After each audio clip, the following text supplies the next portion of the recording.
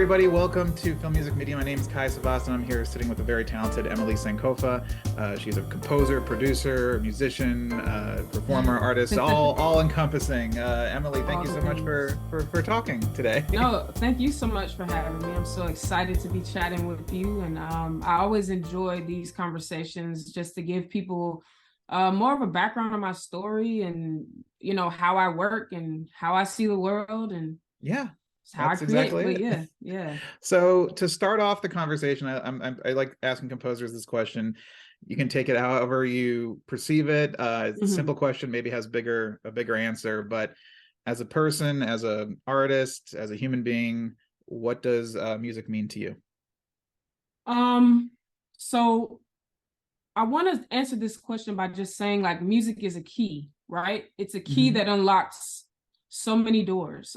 Because when you think about the role of music in everyone's life, it's a way for people to escape. It's a way for people to enjoy life. It's something that people always flock to for any occasion, whether it's celebration, whether it's mourning, whether it's to focus, whatever the case may be. So in my opinion, music is the key that unlocks whatever door you really wanted to unlock. And it's I think it's a safe space, whether people acknowledge it or not, but that's what it is, in my opinion. Absolutely. So rewinding back, I want to go back to kind of your childhood, and I'm curious, when did music find you, or when did you find music? Was it something that was always around you as a child? Did you have to go looking for it? Did it find you? I'm curious, when did it start and started kind of becoming part of your life? So I come from a musical family. My father played bass guitar. He played tuba in the marching band in college, and he played a lot of brass instruments and coming up. My mother played violin. She was an all-state in high school. She marched in the band in college, but she didn't play violin. But I come from a long line of pianists, singers. I think my grandmother had perfect pitch. So it's just like music has been around me since I was in my mother's stomach, literally. And I started singing in the choir at 2. So my mom and my parents exposed me to music relatively young. My father was also a DJ, like on the side, as I was growing up. So a lot of times I would be digging through his crates. I would go with him and help him on his DJ gigs. And at one point, I'll never forget, he left a record at home that somebody requested, and he left me for an hour to DJ while he wanted to do that. And I was like, oh, okay, great. Like, this is all the experience and shadowing I've been doing. Now is my time. So it's been a long journey, really, since birth. I mean, music has been a part of me since I've gotten here. So I think it's just a natural just thing, you know what I mean? It's like sleep, like eating, like you never had a time where it wasn't just part of your life. Exactly. So when did it become like, okay, this is life? Was it always just like a natural thing that you were going to make this into a career, or did you have to come to a decision with like, okay, I'm going to pursue this, I love it, right. I've been doing this since I was a child, and I love it, or was it always kind of like you're going to try other things and keep that as a hobby? I'm curious. So for the longest time, I actually thought I was going to be a professional basketball player. Wow. And then it transitioned to soccer, because like my parents did a great job with making sure we were well-rounded. So they introduced us to music, sports, tech. Like, we would be in camps every summer. So there was a lot that we were exposed to and that we had to choose from in terms of understanding what we liked and understanding which direction we wanted to go. And because I had done music so long, or just been around music, because I mean, like I said, I was in the choir at 2, I was in orchestra in 2nd grade, then I went to band 3rd grade, and I've been in band playing with large ensembles, smaller ensembles since like 3rd grade. And so I think middle school was the first time that I was like, wait a minute, I want to start producing music. You know what I'm saying? Because up until that point, it was me playing sheets of music that was put in front of me and just playing things that were a part of like group ensembles and things like that. But I did a social studies project in school, and one of my peers on their group project, they made a song. And so you got a kid bringing a song, a really polished, nice song with lyrics. The beat is done. Like, I'm like, yo, how did you do that? So he puts me on the Fruity Loops, and I'm like, okay. I went home that day. I said, Dad, I just, like, my friend just put me onto this. Like, can you buy it? And so he bought me Fruity Loops, the most basic version. And he was like, okay, let me see what you can do with that first. Yeah. And so I spent day and night on Fruity Loops, day and night. And I made some really cool stuff. And he's like, okay, let's see where you go. So from middle school up through like high school, I was kind of getting my brain into the mode of like, I really want to be a producer. And I went to college with that mindset as well. But when I got to college, I realized very quickly that being a producer, it's not like a corporate job where you can apply to, on this portal or turn in an application. We're still doing paper applications at this point. It wasn't a thing where you could just apply and it's like, oh yeah, you're a great fit. It's a matter of relationships and working yourself up through kind of like a funnel, you know what I mean? Yeah, absolutely. And so I said, okay, cool. I went to Hampton University, by the way, for music recording. And there we learned, engineering. We were required to do recitals and keep our swords sharp as musicians. So, I was like, okay, I think my entry point is going to be as an engineer. And so I focused on that, and I was really good at that. I was really good at it, but I'm like, man, I want to be creative, because I was also still making beats on the side, but I just felt like when I was engineering sessions and recording and stuff like that, I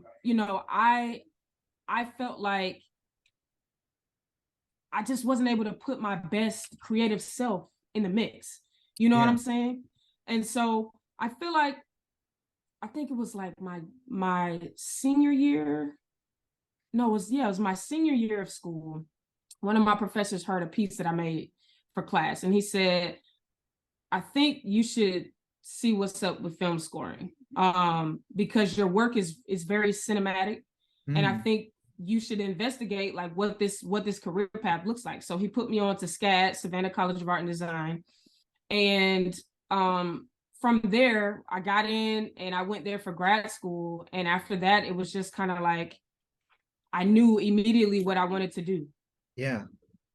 Were you aware of film score at the time? Like, I'm curious how it comes like that late in life, because you were into music, but then somebody had to like, hey, well, what about this? And then it kind of opens up that, you realize like, oh crap, like the whole world exists, Well, what's interesting about that is that I was unconsciously already aware, because the thing is, it's like my mother played violin. So I grew up listening to classical music. She played in the morning before, while we were going to school. She used to take us to see the Atlanta Symphony Orchestra every year. They had multiple concerts a year. She would take us to operas, plays, and stuff like that, where there were orchestras and just and like just things where music was a huge part of the storytelling element. Right. And so I was around it, I was listening to it, I was immersed in it, but I just hadn't quite made the connection. So it was kind of one of those things in life where your life kind of shows you where it's going, but you don't know how to connect the dots, or you're not aware enough to connect the dots yet. Right. And that's kind of what it was. And so it was an easy transition, because I already understood the sound of large ensemble. I already had a knack for telling stories through music.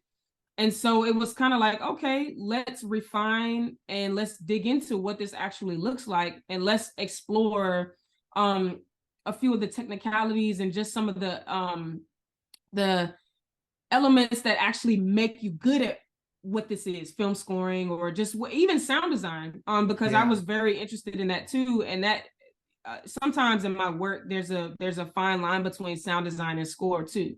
But yeah, that's kind of like, I was immersed in it already. So it was an easy pivot. And the other thing too was that I recognized very early that as a Black woman operating in this space, I was an anomaly already.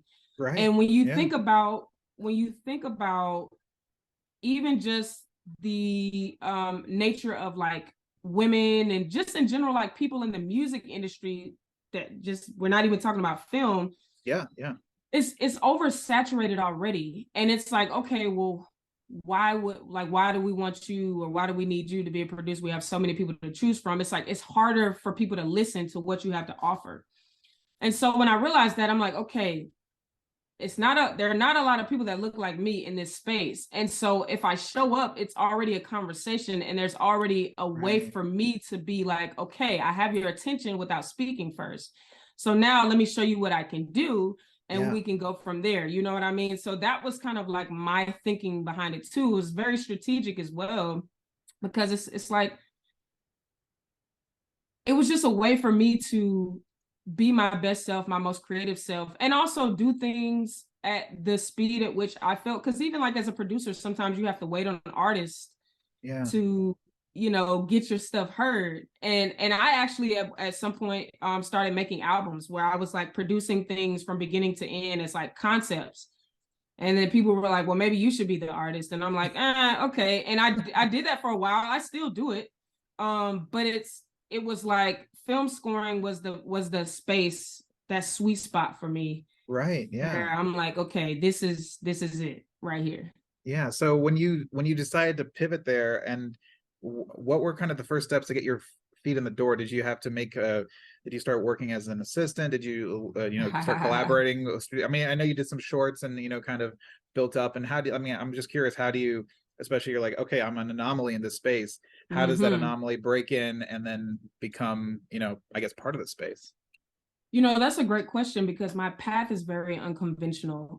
Yes, a lot of people start off as assistants, or they write for, bigger composers, and that's just not my journey. I tried that route, but it didn't quite work out for whatever reason. I think so I'll back up. I went to SCAD, of course, I mentioned that. And at SCAD, I think it's unique in relation to other art schools, because like what I learned about a lot of the other film programs is that they don't necessarily have a sound design or a sound major. They have classes, but there's not a specific major. And at SCAD, we literally learned everything from production sound to post, music, all of that. So that's ADR, Foley, every single component. And it's a very collaborative environment. So we spend a lot of time building relationships, working with the film and TV students, and refining our skills as composers or sound designers, whatever we want it to be. And so when I left SCAD, a lot of me and my peers went out to Los Angeles together. And we spent a lot of time working on projects together, whether that was our independent films, or whether that was like somebody might have been working at BuzzFeed and it's like, hey, I have to crew up, so I'm gonna hire you guys. So it was a combination of a lot of those things, and just me proving myself in these environments, and people calling me back or saying, hey, I have this project, like, are you available to do the score? Are you available to do production sound? And the other thing is that, like I told you, I didn't have the luxury of like necessarily having a mentor or somebody to work under to get my start. So what I did was I used to do production sound, and I knew that directors, when they're filming and shooting, they're not thinking about post right away. So what I would do is I would do production sound, and I would get to the directors before they're thinking about music. And I'm saying, hey, are you guys like, who is your composer? Like, who's doing the music? They're like, that's a good question. I haven't thought that far. I'm like, great. Okay. You see my work ethic with the production sound. So like, let's see, I'll send you some references and just send you some things that I feel will be appropriate for this film. And we can go from there. You can make your decision. And a lot of times it was easy. It was like, hey, okay, like, come on, let's do music. And I started building my name that way as well. Because the thing is, it's like, when you're coming up as a composer, like, you're not paying your bills immediately. So production sound was quick turnaround. You're on set almost every weekend. You can still pay your bills, but then you could still get to the directors before they're thinking about music, and you can build relationships in that way. And that's a lot of times how I built relationships directly with producers, directors, and other people on set that might have been, a gaffer, a cinematographer, but they have their own project they're directing, and it just, you know, things like that happen. But that's pretty much like my journey. And then I did the Sundance Composer Lab in 2021. And it's in the Composers Diversity Collective that was founded by Michael Abels. Oh, Michael's great. Yeah. Yeah, so in 2017, actually when Get Out first came out, I went to see that and I'm like, okay, this score is crazy. Like, who did this score? I looked Michael Abels up. Michael Abels is at this point, he's still teaching at the school that he was working at. Right. And so I'm looking him up. I'm like, man, I can't even find any other films that he's done. Like, what's going on? So I found some of his work on YouTube. Right. But I realized, I'm like, this is the first film he's ever done. And that blew my mind. So I found his email on this school's website that he was working at. And I'm like, can we have coffee? Like, can we talk? Can we chat? So he agrees. We, you know, sit down, talk, and he invites me to be a part of the Composers Diversity Collective. And from there, that entity blossomed into a space where people like me and a lot of other people of color can come together to lift each other up, hire, you know, get work, like all of these different things, and even just being exposed to executives so that they know we're here, we exist, we're, you know, like we're here, you know what I mean? Yeah, exactly. And so, yeah. And it became a place where I was able to build a lot of relationships. And so that was a space that I leveraged a lot too. And I was able to get a lot of unique opportunities that might have taken me much longer had I worked under somebody or, you know, had I just gone a more traditional route. And even the Recording Academy, I was a part of Grammy U for a long time before I became a voting member. So I leveraged a lot of the opportunities that were designed for like youth, because when I moved to LA, I was still in my 20s. I spent 5 years in LA. So I was able to leverage a lot of the in-between organizations that they have for like 18 to 25-year-olds. Right. Yeah. And where they're offering a lot of mentorship opportunities and things like that to kind of get in the mix, build relationships, take advantage of a lot of the opportunities. Like Christopher Leonard's, I was through Grammy U, I was able to sit in on his scoring session for, I think it was The Boss, or I think that was the film. But even then, that was on the Fox scoring stage, and it brought me closer to understanding like what happens behind the scenes. He had his music editor. That was where I first became aware of Dara Taylor, who was at that point his music editor. Yeah, she was his music editor. And I'm like, what? Like, this is amazing. And now she's composing and doing her own films and stuff like that too. So it's like, you know, you see all of these people and these dots and these little gems and crumbs that the universe gives you, and you're not realizing how it stacks up. And I just took every opportunity seriously, and I just leveraged every moment the way that I could. And I really, I decided, I made up in my mind that I had to do this my own way, because it might not happen the way that I wanted it to had I relied on other traditional lanes or, you know, ways that people went about it. And I think that it's paid off. Oh, yeah. And it's, because I moved to LA in the summer, so I'm not a composer. I went to film school. I'm from Maryland. I went to film school right outside Baltimore, and then I moved to LA with all my friends, again, high school friends. It's always great to do it in a group. And then, but I did start doing this on the side because I always loved film music. It's what got me into to the filmmaking thing. But I've seen, being part of this community for the past decade, over a decade. I remember when Michael created the composer, the collective, and then the Alliance for Women Film Composers came up. And I'm in that as well. Yeah. And it just started blooming and blossoming and like growing. And then it kind of, it as technology and social media blew up, it kind of gave people different avenues to access opportunities. And I found that just amazing, and how the community came together to just kind of lift everybody up instead of like, nope, you got to do the traditional route. Because before that, you go work under a big composer name, an A-lister, but then you're kind of overshadowed by that person probably, for your entire career. So yes. And that was the other thing that I realized, because even some of my peers that worked in the music industry, that worked under people, like I did a lot of internships, music industry internships. And I just saw that like people who were up under them that originally were just there kind of trying to get their start, and it became their life, and they never ended up being the thing that they wanted because they got Yes. so wrapped up in someone else's journey and being their assistant. And there's nothing wrong with that, No, because not at all. Yeah. yeah, there's like everyone has a place and everyone's journey is different. But I realized that I just did not want to get wrapped up into that, because I had a unique way of doing things. I have a unique voice in general. Um and that's the other thing too, is that I didn't come from a film scoring program. Right. Sound design, because like we had one music class at SCAD, which was just music editing, music supervision, scoring. That was all in one class. And Wow. so fortunately, like my musical background kind of helped propel me a little bit further, because it's like Yeah. in even in college, pretty much being a music major helped a lot too. It's just the skills are transferable. It's just understanding how to leverage your knowledge within the storytelling space and the pacing and the collaborative environment, right? But Absolutely.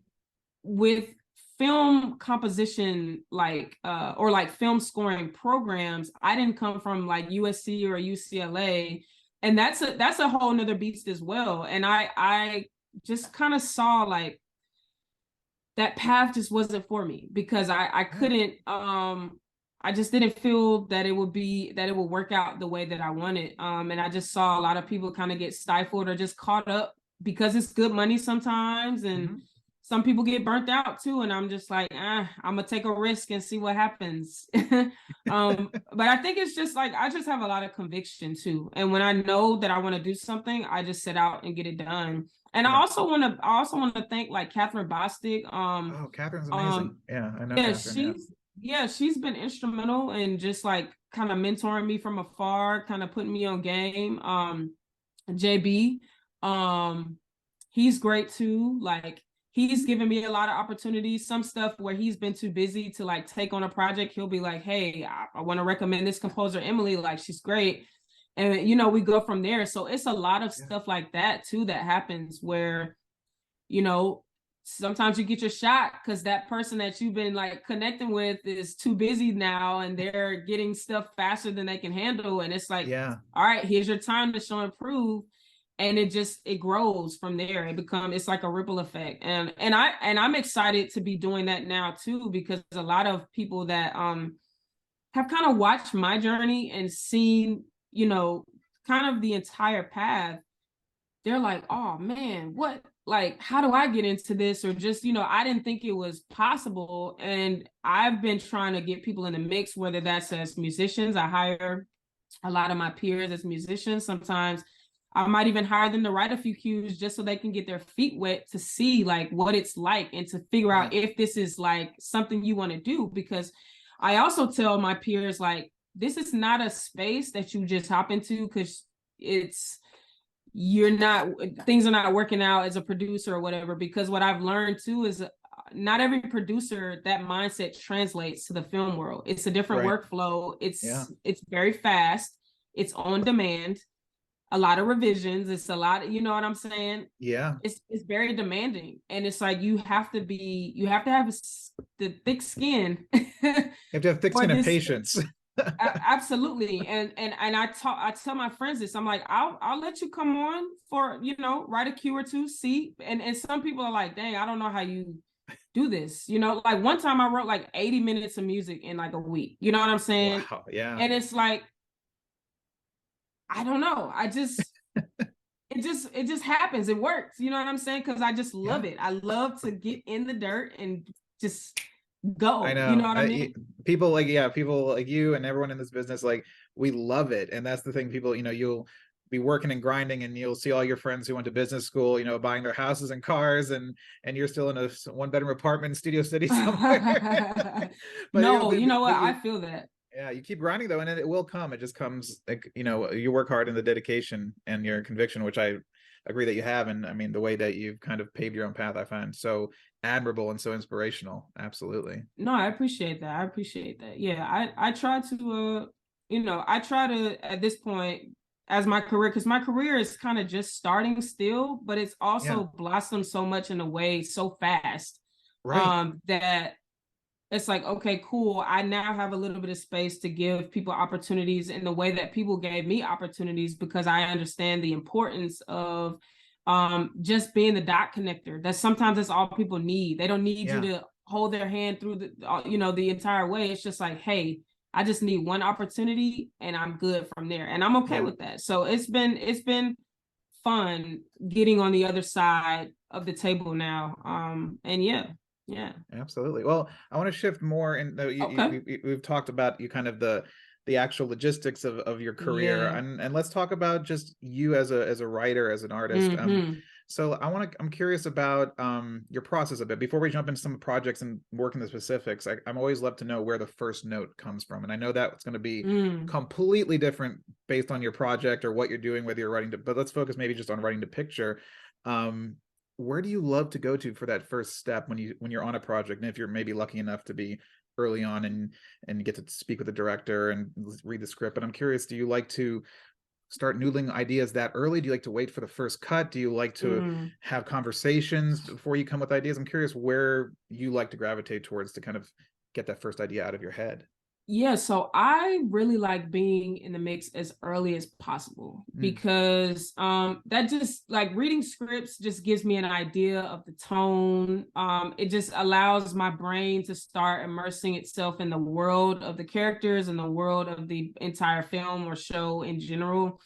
And just to get a chance to see where the writers' minds are and the directors' minds. And it's kind of like when I used to read Harry Potter books when I was a kid, and everything that I imagined when I was reading those books, it literally translates to what the movies ended up being. And I'm like, Right. oh, yes, this is incredible. So I can visualize things very well.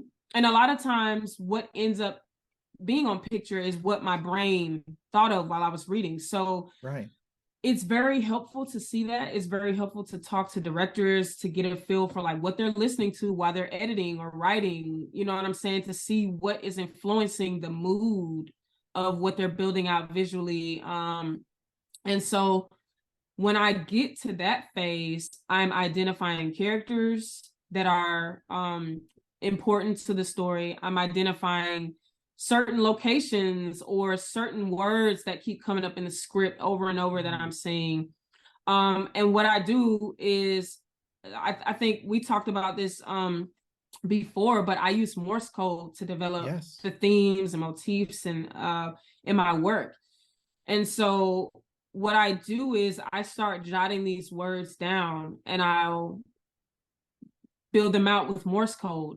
And I'll start listening to the rhythm of things and I'll work through some of those initial concepts to see if I land on, or to basically land on what I want the motif to be or how I want to spell things out so that it feels best musically. Right. I find it so fascinating. I know we talked about that on the panel. So if you're watching this just with us and Emily, but she was also part of a panel we did that we just got to. But yeah, that the Morse code thing is so fascinating to me. And I'm just, because my brain, I don't have like a mathematical brain at all. So I'm sure you're breaking it down like in terms of rhythm and all that stuff. What happens when a word doesn't, I guess, come up with anything? Like when you just, and there's like, you just kind of move on and do something else? No, so what happens is, it's really because like what we talked about is like words or really themes and motifs, the shorter and the more concise the better, because that's what sticks in the brain of people. Like people have to acknowledge the pattern to gravitate to it.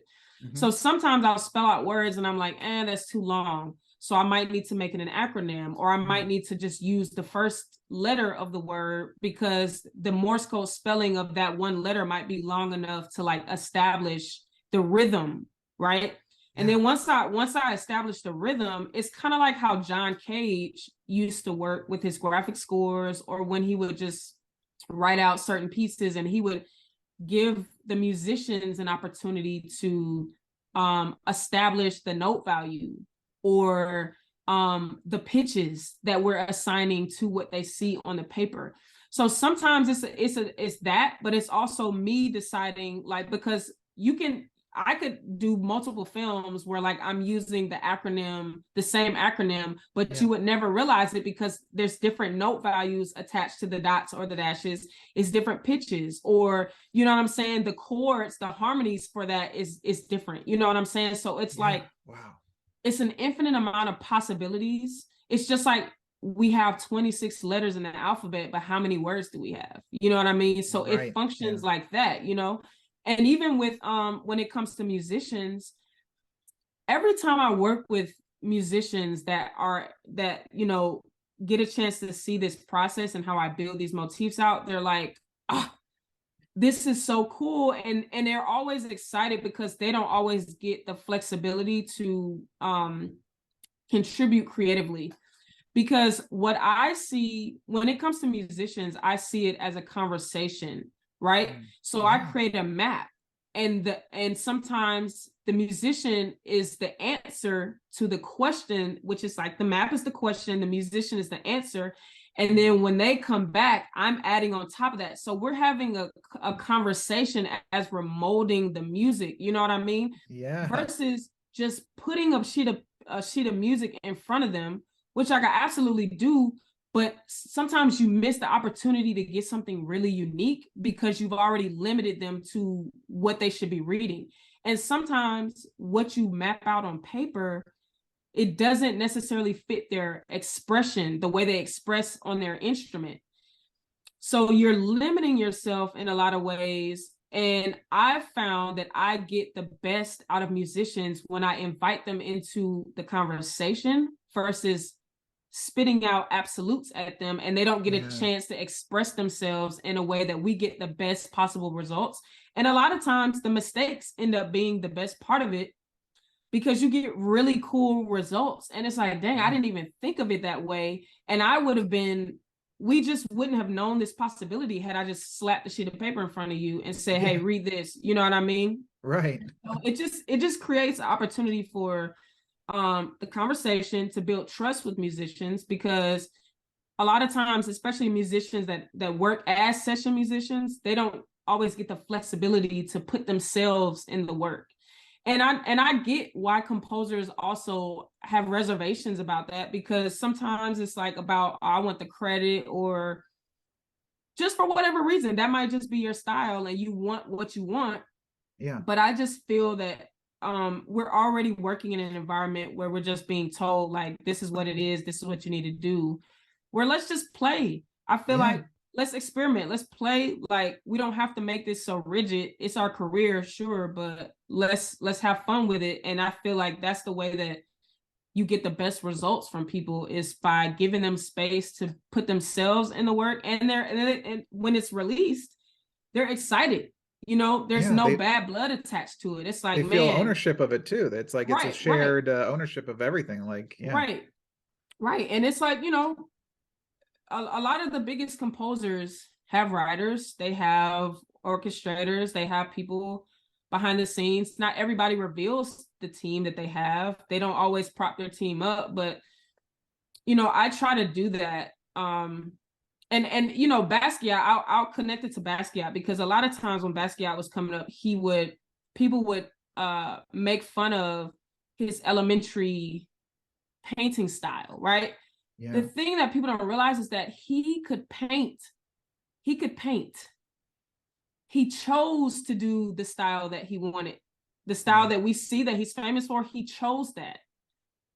So it's like, for me, I don't feel any way, because I could do all the crazy writing. I could do all of it on my own, sure. But like, as you scale, as you grow, sometimes it's all the time. You just need other minds. You need other different types of thinkers. You need different people in the mix to make something the best that it could possibly be. So I just try to be as collaborative as possible when possible.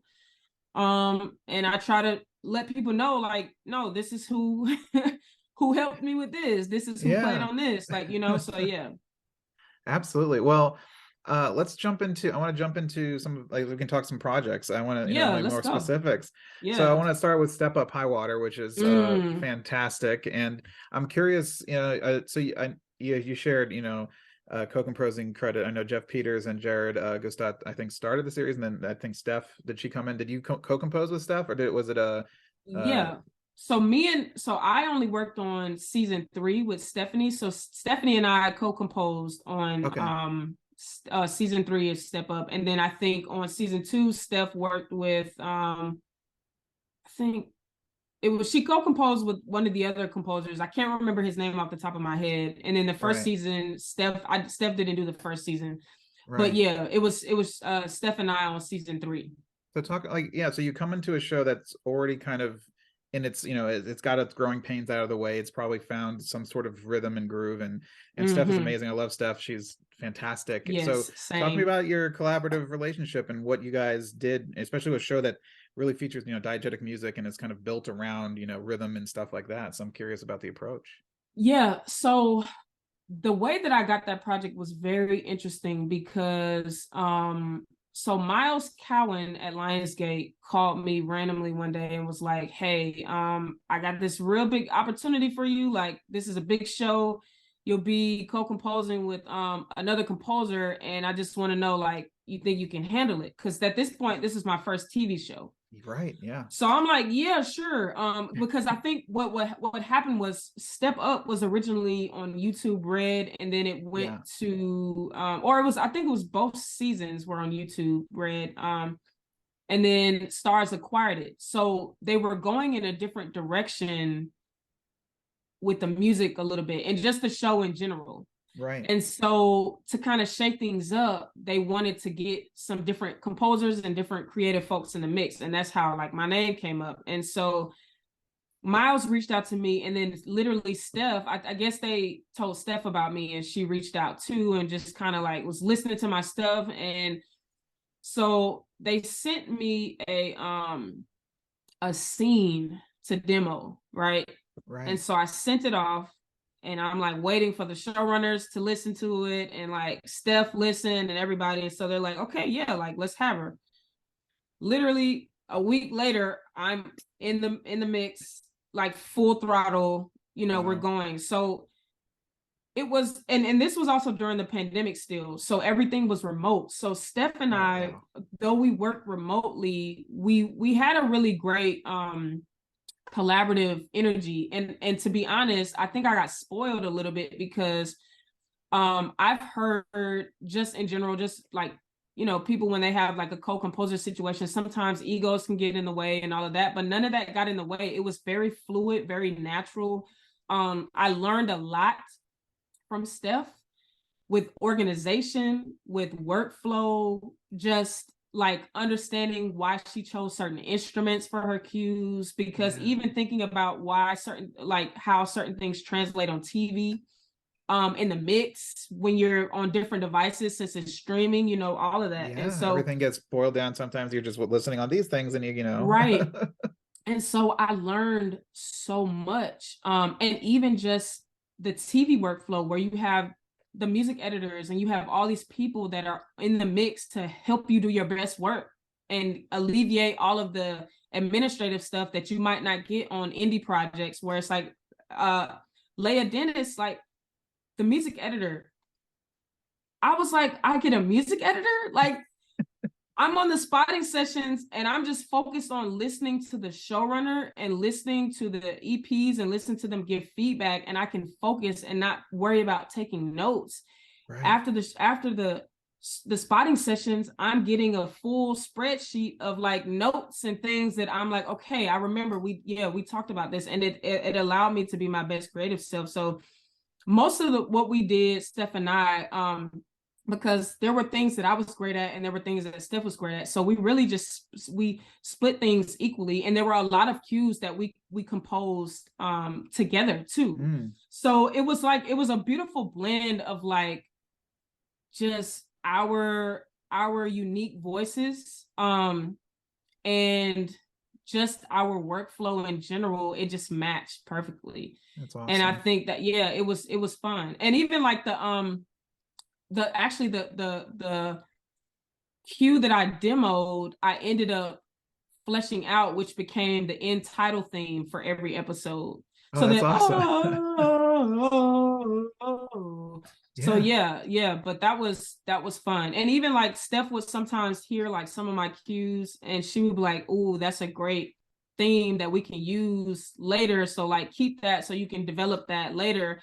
And so she would give me a lot of tips over the course of our collaborative like just our workflow to kind of like alert me to like, hey, you can move this here or like use this here. And so that was really fun. That was really fun. And I think, like I said, I feel like I got spoiled because it's in these moments where you realize like I wasn't able to maybe work under a composer, but I'm collaborating with a composer. So it's the same kind of situation where you're being mentored, but you're actually getting to get something on your resume where you did a substantial amount of work. You know what I mean? So it's not like you're in the background, but you know, I really I appreciated that experience so much. And I was actually working on Step Up, Lizzo, and Horror Noir at the same time. Oh my so goodness. I got to see the differences in the workflow, just the different processes and the different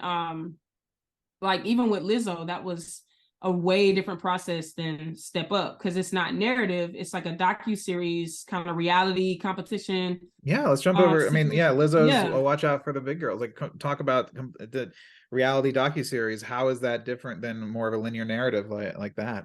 Yeah, so that's different because a lot of number one, things move way faster, and also things change so much. So you might have like 4 editors on one episode, and what I would get was like these long string outs of what would potentially go in the episode.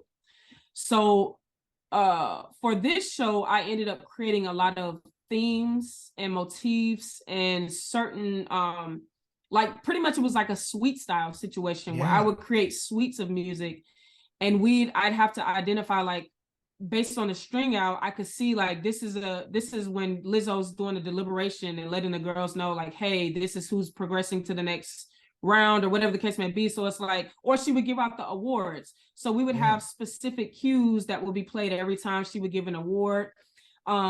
And even just for certain moves or like episode specific, because every episode was thematic. So I would create material for the episodes, like the marching band episode or whatever. So each episode had its own theme. And then there was a suite of music that was used across the entire series, right? For specific moments that would come up over and over.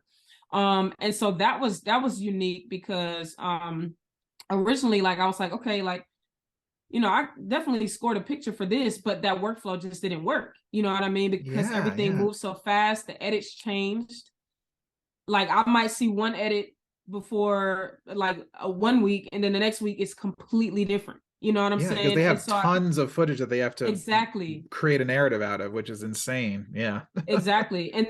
And then you have the balance of Lizzo, who is an artist herself, and her music is the priority in the series. And so you also have to, that's a delicate balance because you have to work around that and make sure you're not like, you know, overstepping and you know, so that was an interesting flow. And it was, I loved it. I had a great team of people that I worked with. Philippe, who was the music soup, it was so many great people. Lewis, Fernaz, I think. Yep.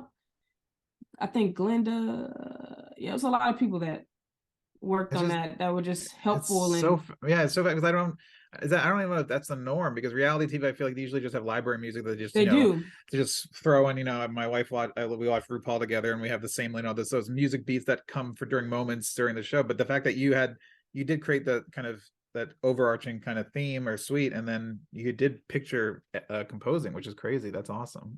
Yeah, and you know, I learned because like I do watch a lot of reality TV, and it's getting to the point where I can literally watch different shows and hear the same. I'm like, oh, I know which library they got that from. Exactly. And so for this, I'm like, okay, because there was a mix of like my work, you know, needle drops, and then they had some library moments in between, just depending on like what was needed or whatever they needed to do for the moment. Right. but it was definitely interesting coming in, because I am aware that like it is easier for reality to just get the library in there, because really it's not cinematic in a way where you're kind of like telling the story and you really need music to drive the story. You just kind of need it as like a mood, or just Yep. the, Yeah. you know what I'm saying? So that was my first time kind of being behind the scenes as a creator and not as a consumer. And it's like, okay, I get it. And Yeah. even with just the workflow and editing style, I get why the library makes sense.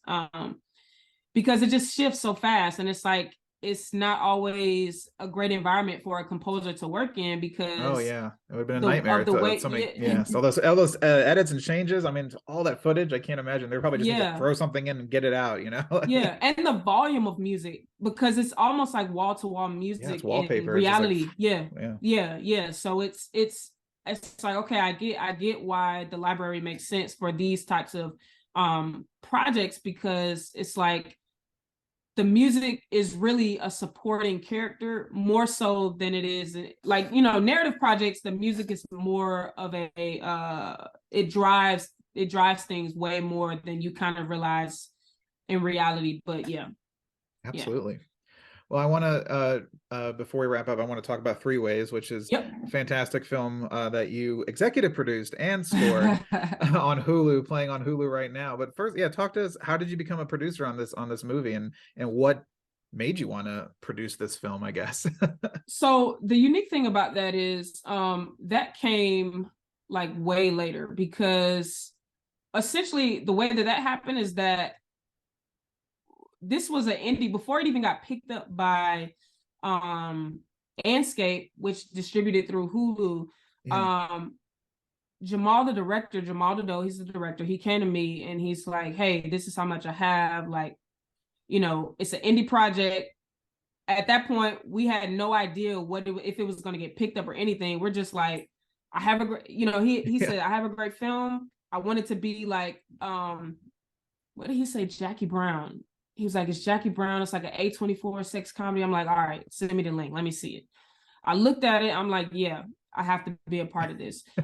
So it was kind of a negotiation situation where, I'm adding value in a way that like you might not be able to compensate. But the other thing is I brought more money into the mix through the Mm, Real Change grant as well. So it's like when you start adding value in these ways, there's another conversation that's being had where it's like, okay, you're more than just the composer at this point.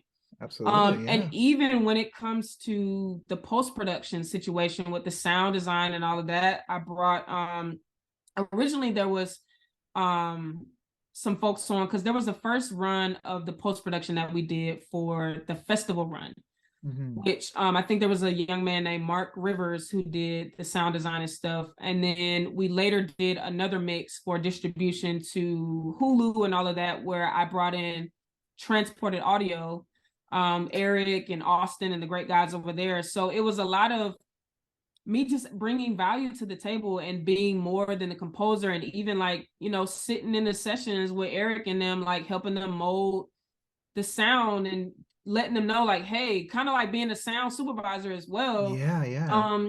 And so, it's just one of those things where it's like, hey, I'm bringing some things to the table. Like, let's have that conversation. And Jamal was very open, and he's like, I get it. You know what I'm saying? Like, Yeah. yeah. So, and I think I was very fortunate in that way, because a lot of directors are not always open to that, because they feel like someone's trying to take something from them.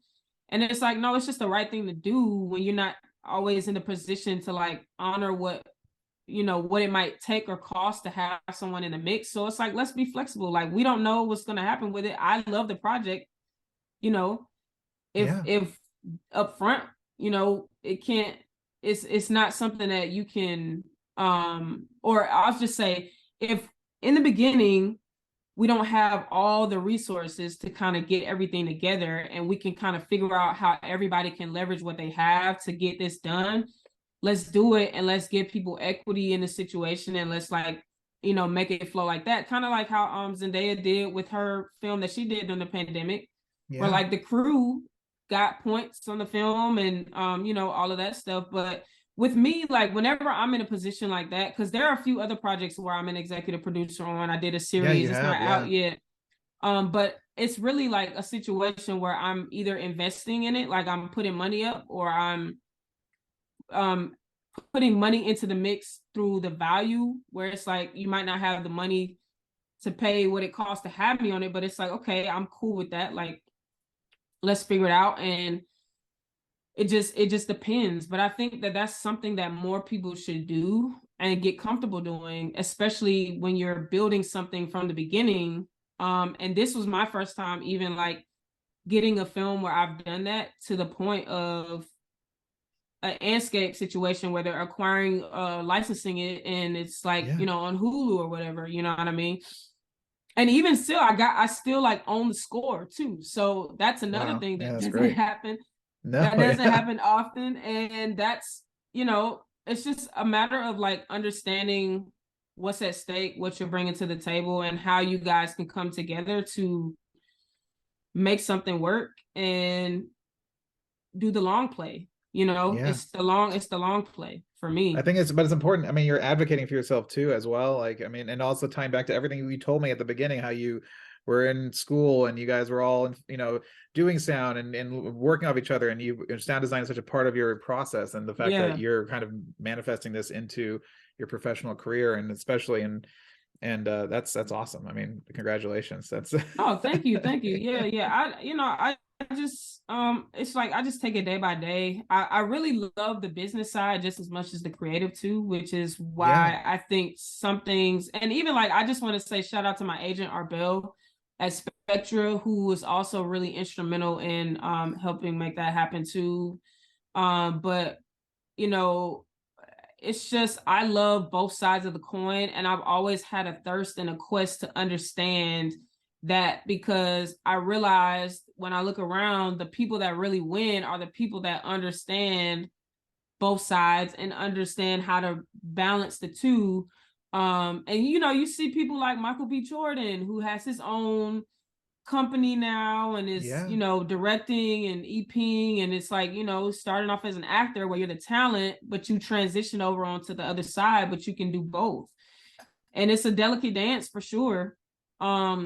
But it can be done, and I think that's another thing that I just want to focus on, is showing people a better way, not even a better way, just a different way. A different way to do things, and that some things, though they may be unprecedented, they're not going to be anomalies. They're not going to be things that you're just like, oh, how did you do that? It's going to be a standard. And I just want to help create new standards and initiate new conversations and deals that give people more control over their lives. Like,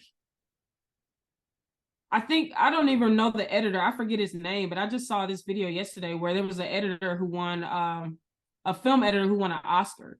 Yeah, John Ottman. He won for Bohemian Rhapsody. Yeah.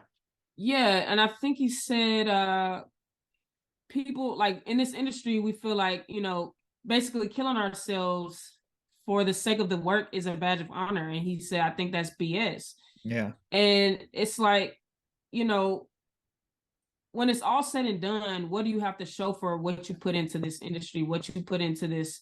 We miss a lot of years of family time. Sometimes life things happen. Like we miss kids.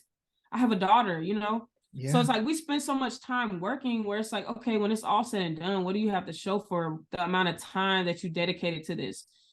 Some people let their health go sometimes, and it's like we have to find a way to take care of ourselves in the long term and find that balance of like doing great work, but also having a great life. And when you hang up your cleats, what do you have to say, this is what I did? It's not the awards, because that doesn't pay the bills. It's great to have, but it's still like, what is your life looking like after it's all said and done? And that's what I'm focused on. It's like, how do I set myself up in a way where I can still have a great life? I can pour into other people when I'm done. I want to have the resources to be able to pour into other people so that other kids coming up, other adults, because some people pivot. Like Ava, I think she pivoted like 33. She shot her first film at 33, and look where she's at. She was a publicist before. Wow. Like, you know what I'm saying? Right. Like, so you never know when your life can change. It's all up to you, and you just have to be passionate enough to understand and just be deliberate in understanding how to map things out and be intentional and follow the plan, change if you need to, whatever. But like, I'm And it's just trying to also have a just, great life. the industry is shifting so much recently. I mean, everything is shifting underneath our feet, where all these mergers and streaming bubble pops and everything, and the Yeah. fact and the streaming and the revenue streams are all, it's just always a conversation about proper compensation. And of course the guilds are and the unions are always, having these conversations for Right. not just composing, across everything. So I think the fact that you're looking for, the fact that we can break these traditional molds, and maybe it's not traditional for a composer to have executive producer credit. We don't see that often, but it should be. Yeah, if yeah, depending what you bring to the project, exactly, you yeah. about your worth and what you're bringing to it, and change this, the old way of doing things. I mean, that's the whole point of the film, and film has always evolved, and I think we need to break certain things to build new things, for sure. Yeah. Yeah, and I just think that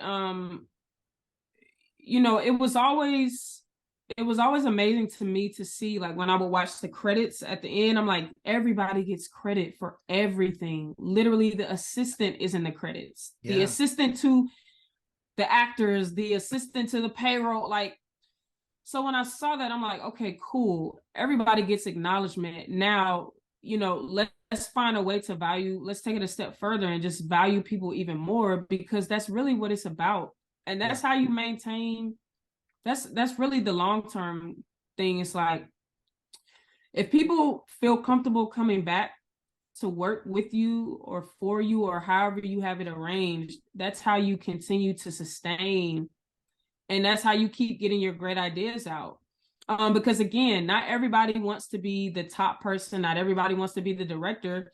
Yeah. And when you find people that are like, no, I just want to do cinematography, but they love working with you, they're great at what they do, you got to take care of those people. You got to make sure that they feel valued, because otherwise it's like, that's where you lose people. And I just think that overall, I think the corporations, I think anybody who's at the top has to understand and learn how to show their appreciation in ways that because at the end of the day, like, we all need each other to get these things done.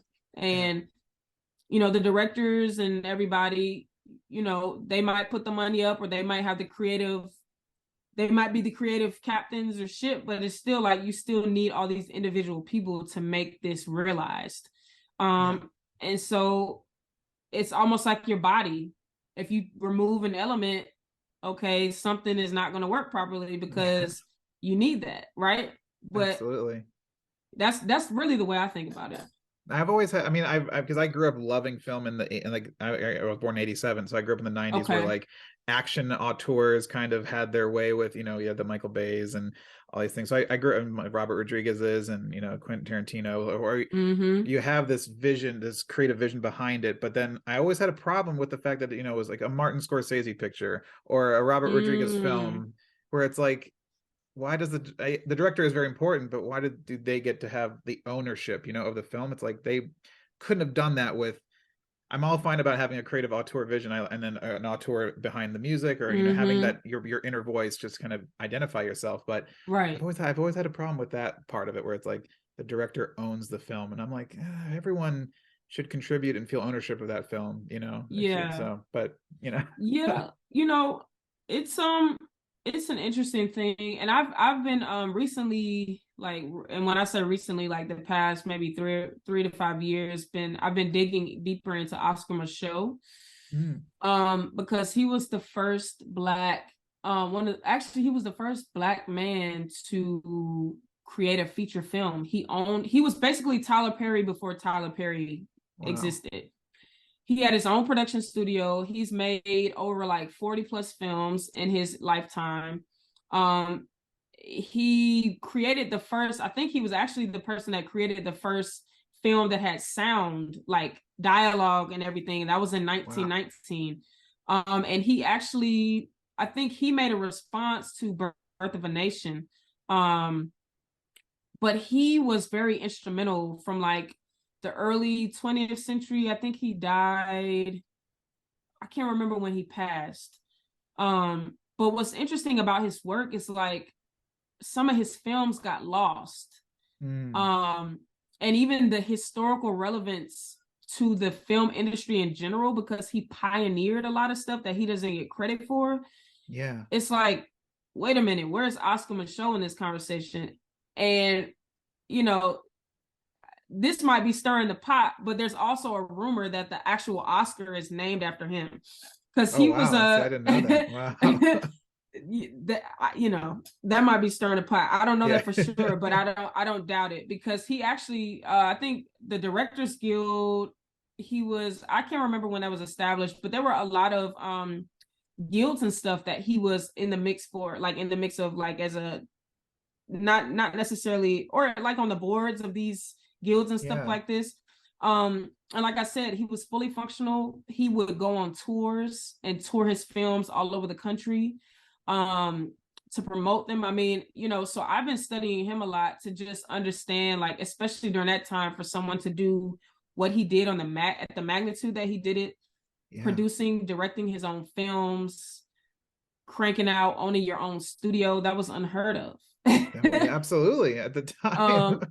And so just like looking at what he did and figuring out how to mirror that, and even like, thinking about Tyler Perry, just his business sense and what he's done. Because at some point I want to, like, acoustic research lab. I just want to go a little bit deeper, kind of like actually Skywalker's doing a great job. Skywalker sound. But I don't think there are any Black folks that like own a sound studio at the magnitude of that level. Right. And so that's even like where I'm going to, because I just love sound beyond what it does for film. We can close our eyes, but we can't close our ears. So sound is a huge part of our life that we're passively thinking about, but it should be more at the top of our brains. And sound impacts our bodies, frequencies, all of that. It's deep. It's psychological. I mean, it's all psychological. It's tied to our psyche and our brains, and I always think that you people in your profession, like as composers, as storytellers, it's just like you guys are psychiatrists as well. You're trying to read the take the audience on a journey and take that emotional thing, and that's not an easy thing to do, especially when we talked a lot of the logistics today too. It's just like you have to deal with all that and then somehow find a way to tell a meaningful emotional story that leaves an impact, and that the audience gets to take with them. And I think that's so, it sounds impossible, but you do it with every project. Yeah. I mean, I did an exercise. I actually used to teach at the Art Institute in North Hollywood for like, I did for like 2 years. Yeah. And what's crazy is I was the professor that like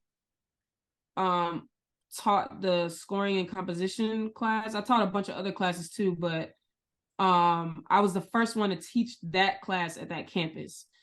Wow. And so I remember doing an assignment where I made my students take the same scene but score it 5 different ways to communicate 5 different emotions, to illustrate how important music is to the emotional landscape, and how you can manipulate people's emotions and how they perceive what's happening based on what is musically happening. Because even sometimes, like, I've gotten projects where the actors' performances might not have landed the way they wanted to, but it's like, now it's what we have. So like, music, come in and save the day, sound, come save the day, and even sometimes smoothing like weird edits, you know what I mean? Sure. And the consumers don't always understand how they're being moved by music and sound, which is why the things that they see, like the directors, or they hear the people they hear about the most, the writers and stuff, the actors, sometimes they don't understand how instrumental music and sound is to how they perceive the actors' performances and stuff like that. And so it's always fun because I'm like, listen, if we took this out, let's see what would be the case, how it changes, how you will perceive it. Yeah. And I'm always I always respect directors that take a risk and do films with no music, and they use sound in deliberate ways to manipulate things, or even like people who are very like, we can have music, but like, let's just do 5 cues and an entire feature. And it's like, okay, I like this. When it's done like, I mean, I think just to mine, I know No Country for Old Men has barely any score from Carter, and I think Mother, I think Johann before he passed was supposed to do a score, but actually I think the story is he told Aronofsky, like, you don't need music in this, let's just do sound design. And I thought, that's sound, the way sound can build and low ends moving, I mean, it just all affects you the same similar brain thing that happens with music. Yep. And I know sometimes directors get thrown off, but I'm like, we don't need music for every single moment. Like, I'm cool with that. It's really about what you want to communicate. What is the story that you want to tell? How do you want people to hone in on these certain moments, and why? Because it's not just about, hey, let's just put this here because it feels good. It's like, why do you want people to focus on this moment? Because when you have music there, that's what you're doing. You're drawing attention to this. Say, the brain is like, hey, wait, I need to focus on this for something. Like, So it's like, getting directors to address that, because sometimes they think they need something, and I'm like, well, why? And they get a little stumped, and it's like, okay, I'm glad I asked this question, because sometimes when you're in this space, you feel obligated to do things because it's the way that you feel it's been done. And it doesn't have to, we don't have to stay like that. Everything is made up anyway. Exactly. It's all, we like make the rules, you can create new rules. It's just, once we create a rule, now it's a matter of whether or not we all agree on the rule. If we agree, then okay, it's a rule. But it's art. I know it's art. And that's why when I used to write reviews way back then, I stopped because I was like, I don't want to, I feel like, I think the critic culture has begun to the point. I read things on forums where it's like, a film score should be this. I'm like, who says who? Right, like, right. I agree. Why does it have to be this? Like, the whole point, everything that we love about film, when you look at the French New Wave, where they broke all the rules and creating jump cuts, creating things, what Godard did and all these things. And it's like, I feel like we're kind of like in this commercialized world now where it's like, we expect certain things, and now with franchise filmmaking just being everything, it's like we want the same thing over and over again. But it's like every now and then we need somebody to come in and just like, what if we did this and see what happens, which is why I think I used to be a little self-conscious about even calling myself a composer, because I didn't go to like a film scoring school or just, and even as a music major, it's like my major was music recording in college, so it was definitely focused on like studio engineering, even though we were music majors and we had to do recitals and we took theory, but there was a certain level of theory that like I didn't go through, that the music education majors went through. And so it was all like, okay, am I really qualified? But I think the raw just the raw instincts that I have to do certain things, some of my peers that have gone through other programs just are not, they don't want to do it, or they're not inclined to like move in that direction because it doesn't align with the conventions that they've been taught. And that's okay. That's totally okay. But I, even after school, I had to have a period where I undid some of the things that I was taught, because I felt myself like, well, we're not supposed to do this, and we're not supposed to do this. And I felt myself pulling away from my raw creative instincts, where I needed to lean into them, because that's where you get the really cool stuff. That's where you get the new things. And even now, that's why with the Morse code situation, I started doing that, and like really I started developing that in 2017. And it's different, but it works for Yeah. me. And even like I said with like the John Cage, I gravitated to John Cage a lot, even in like grad school and even undergrad, because he did things in such a way that was like, what? Yeah. And it felt, you know, it's like, okay, is this even music or whatever? But I Right. realized like, okay, I can still leverage this method of creation and make it digestible. But again, Western notation, who says we have to abide by these rules of theory and, you know, notation and all of these rules? Do I know them? Sure. Yeah. Yeah. But is this the way that my soul expresses its best self? Not quite. Yeah. And so, you know, even like I was just in LA like last week doing a vocal session for a TV show that I'm working on now. And there was a point where like all of the singers had they had a notepad on their stand, and I went and drew these pictures on their notepads. And I said, listen, sing this however you interpret it. Mm. Okay. I said, don't worry about, just sing whatever pitches come to your mind. Don't worry about when the next person next to you starts or stops. Whatever duration you think that the lines or the pictures, just sing it how you sing it. And it's so amazing to watch people do this, interpret things, but also feel one another so Yeah. that they come together. And it's like they're vibing off one another and they're generating things. So it's like, again, it comes back to the conversation where it's like, Yeah. it's really a community and a collaborative effort.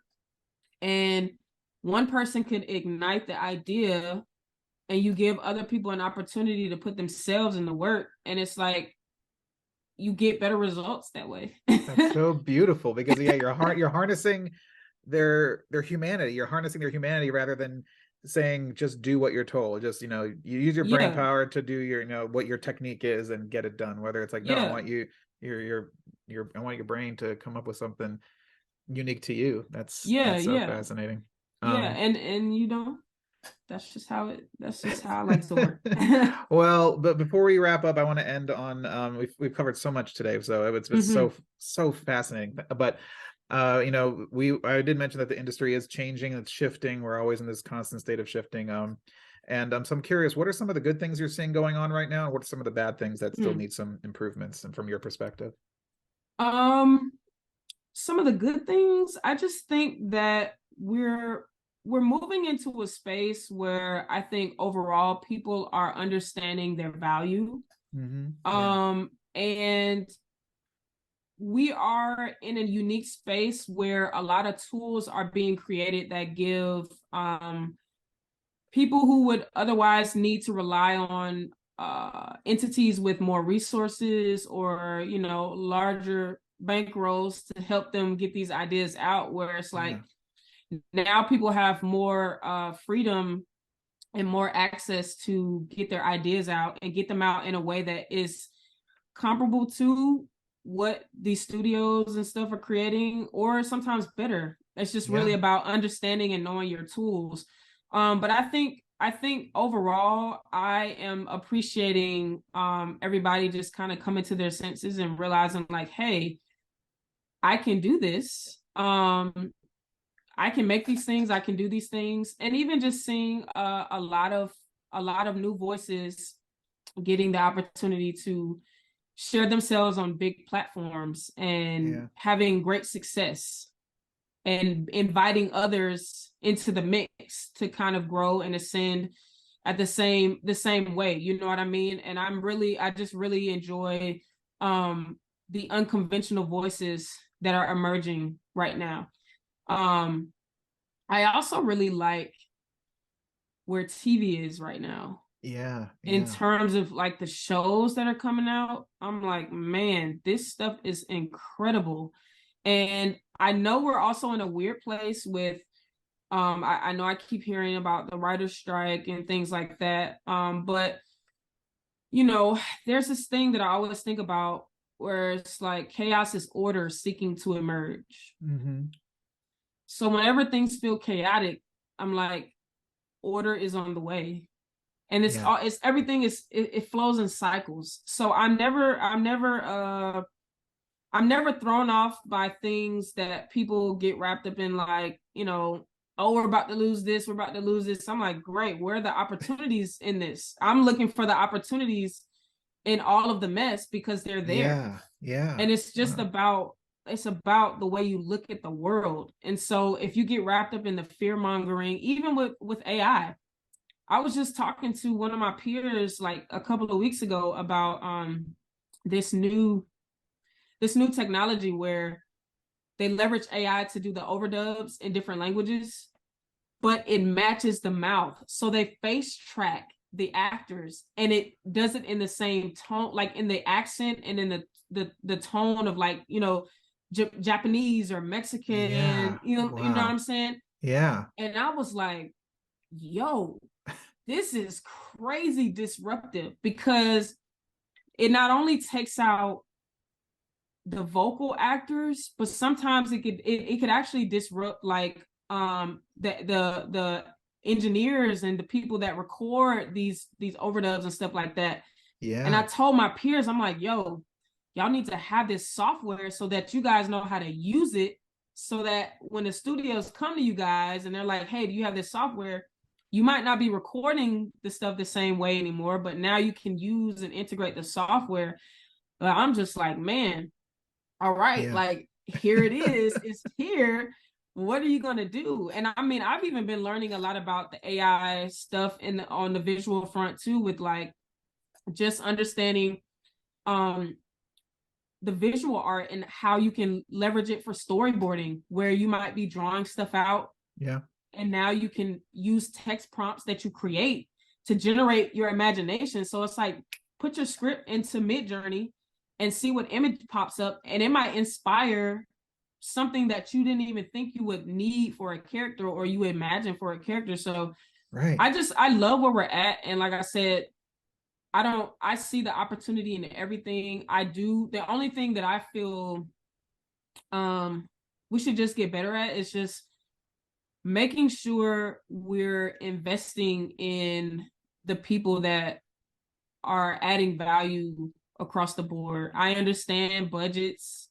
Yeah. I understand, you know, all of that stuff, but it's like, you know, valuing people in a way that allows them to comfortably work on what's going to make you a great return. Yeah. Yeah. You know, just pour into people and you will get the results. You will get the results, you know? That's all that it's Absolutely. about. It's just make sure you take care of the people that are pouring their heart in, missing milestones in their kids' careers, Yeah. thousands of miles away from their parents who might be older and they can't, you know, hop on a plane right away. You know what I'm saying? Like, I just overall, I know this has been a thing that it's not just unique to our generation or our time. It's the Right. problem that has existed since the beginning of time, where there's just hierarchy. Yeah. But we got to find a way. We have a lot of different ways to exchange value, and sometimes it's not even always about the money. It's just about acknowledgement in a way that makes sure people's needs first are taken care of. If you acknowledge it, like, are your needs met? What do you need? Do you have a roof Yeah. over your head? Do you have food? Do you, like, you know? And then we can start getting into some of the other intricacies of like what people are being paid and stuff like that. But people just want their needs met and occasionally some of their wants. Yeah. But, you know, Absolutely. it's just, you know, that's really, we just got to make sure we're taking care of the people that are helping us thrive, so everybody can thrive, you know. Absolutely. Well, that's so wonderfully and beautifully said. I mean, that was just perfect. And Emily, thank you so much for your time and for your No, thank insight. you. And this was just a wonderful conversation. I just Thank love you. This just was love great. yeah, hearing about everything and love your work. And it's just I love seeing where you're career is going, and yeah, thank you so much. Yes, no, I'm excited. Thank you for having me. And I hope, you know, the next time I come on, it's to talk about another big project I have coming up, and maybe one of these one of these Oscar awards or something. I don't know, but I love it. I'll come back anytime.